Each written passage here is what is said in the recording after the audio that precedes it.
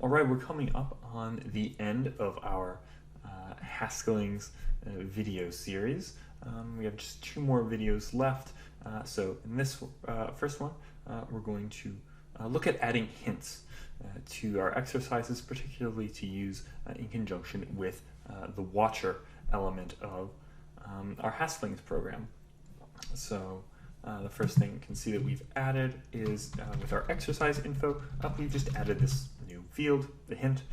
This is just another string, so all of our exercises should have a hint associated with them, and this is a string that we will essentially publish to the terminal whenever the user enters the word hint while they're using the watcher. So the feature is pretty straightforward enough. And of course, we love to go and modify our code to just add these hints everywhere else in our tests. But I've already taken care of that. The main things we'll want to add in order to implement this feature, first we want to add some test code for it in our unit tests file, and then we'll go ahead and add some short implementation code in the watcher. So to get started here, these are our watch exercise infos. We can just see that these have their hints added to them. So our first one, we just tell the user that they want to fill in some particular type for the variable, and then the second one, we ask what they can fill in for the tuple. As far as what happens in the expected sequence of messages, we're looking primarily at the output. Recall that we're asserting on the output messages that are printed to the terminal as part of the watch session. And what we're going to do in our unit tests is we'll pass in a file of user input, and this will just use the word hint once. In fact, I can open that file up, and use watcher tests.in, and we just have the single line of hint that is going to be used as the input. As a result of that, we should print the hint message for the first exercise that the user will be doing. Because this hint will be it will be entered into our program before the modification to make the first exercise compile. So we should just take that message. What type should you fill in for the variable? This we expect will be printed to our console, and really in our test harness they'll be printed to a file. So that's the only assertion change we need to make, but we do also need to go down to the hook itself. Right now our test config is still using standard in because there is no input to our watcher tests right now, but we want to go ahead and change that. So the same place where we make the full file path for the output, we'll do the same for the in file. We'll just say tests, and we'll use the file I just showed, watcher tests.in, and then we'll get a handle for that. We have an in handle, full in. Let's get a read mode. And instead of using standard in, we're going to use in handle. And at the very end of that, we should probably go ahead and close that handle as well. So these are, that's the only modification we really want to make to our tests. We can go ahead and open another terminal now, and we'll see that our tests ought to fail. So we'll run stack test.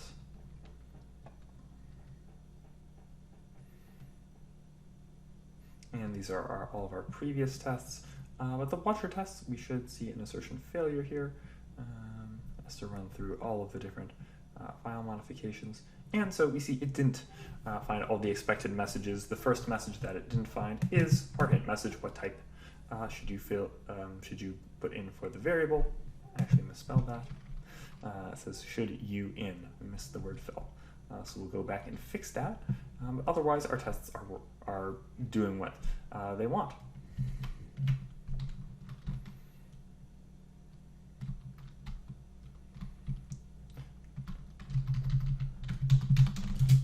What type should you fill in for the variable? That's the complete test we want.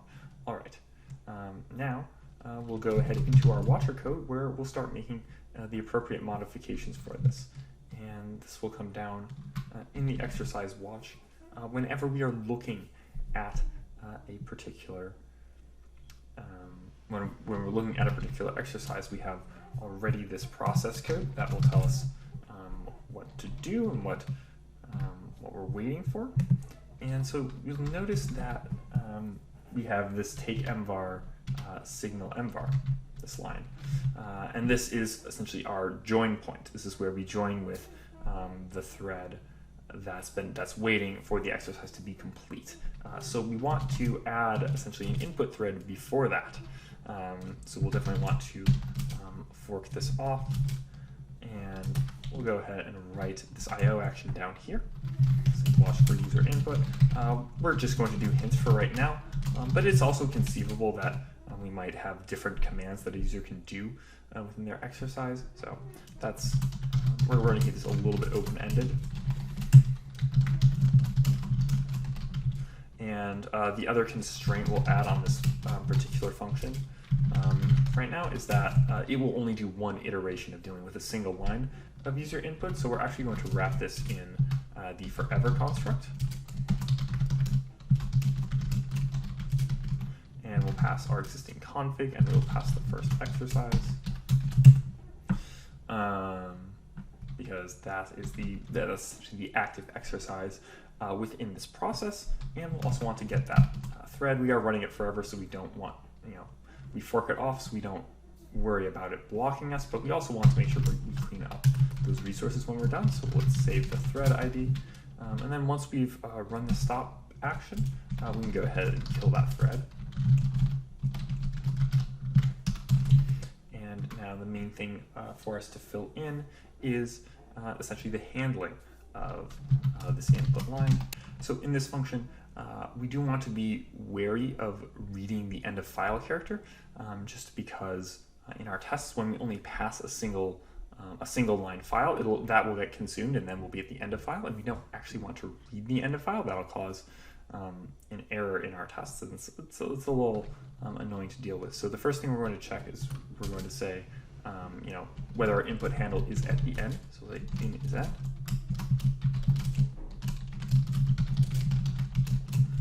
And if it is, so if we are indeed at the end of our input handle, then we'll thread delay just a second, just because this is running within the context of forever. So we'll use a little bit of a pulling approach so that doesn't keep waiting, so that it doesn't, it's not spinning too often.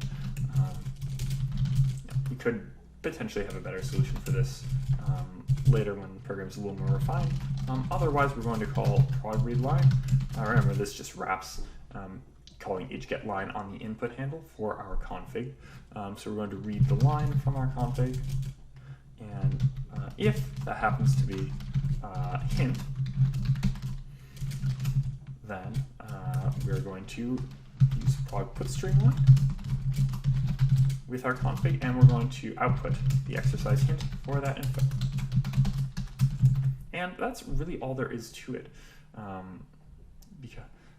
So our thread will just be operating in the background. It will be listening for the user's input, and it will print it out at the proper moment. So let's go ahead and test our code now.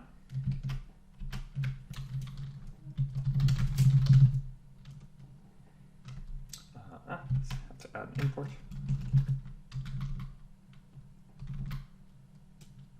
I think we have h is EOF, so that has to come from system.io.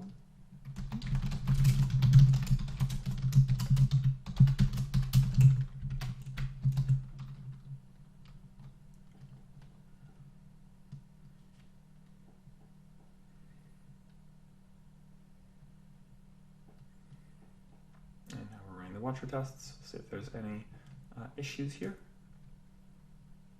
And our tests now pass. We can see this behavior in action. We can now go ahead and just run Haskell's watch.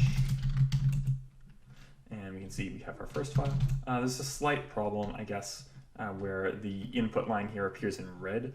So potentially we could just reset our console before accepting user input.